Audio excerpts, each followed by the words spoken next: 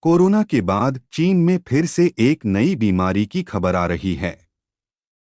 विश्व स्वास्थ्य संगठन (WHO) ने उत्तरी चीन में निमोनिया के प्रकोप के बारे में बीजिंग से अधिक जानकारी मांगी है। इस बीमारी से सबसे ज्यादा बच्चे प्रभावित हो रहे हैं। यह खबर अल जजीरा के हवाले से आ रही है।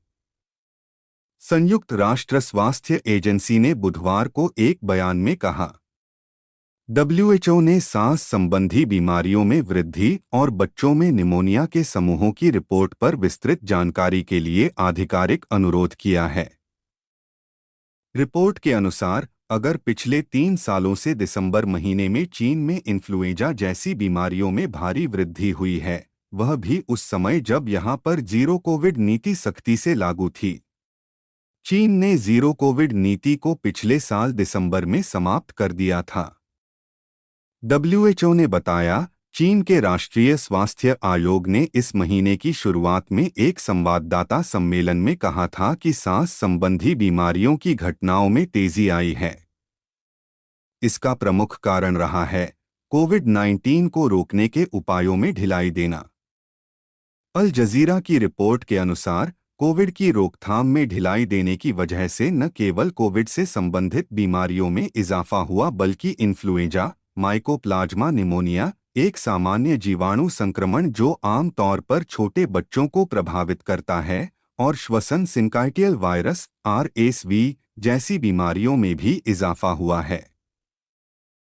एक ऑनलाइन चिकित्सा समुदाय प्रोमेड, जिसने 2019 में वुहान कोविड-19 वुहान, चाइना में फैल रही एक बीमारी की पहचान की थी। बाद में उसे कोविड-19 के रूप में पहचाना गया। इसी समूह ने फिर से उत्तरी चीन से आने वाली अज्ञात निमोनिया मीडिया रिपोर्टों की बढ़ती संख्या ध्यान खींचा। एक ताइवानी मीडिया आउटलेट FTV न्यूज़ ने बताया कि बीजिंग, लियाओनिंग और उत्तर के अन्य स्थानों पर चाइल्ड हॉस्पिटल्स बीमार बच्चों से भरे पड़े थे, जबकि कुछ रिपोर्ट में यह बताया गया कि निमोनिया से बीमार बच्चों के माता-पिता ने अधिकारियों पर महामारी को छुपाने का आरोप लगाया है।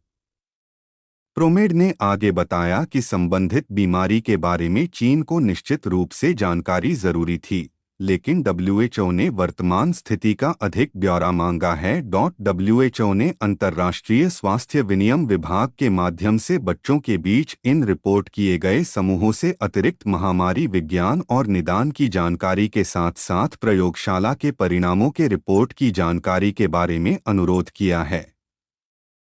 मालूम हो कि 2019 के अंत में आए कोविड-19 महामारी को पहले एक अज्ञात निमोनिया के रूप में लेबल दिया गया था।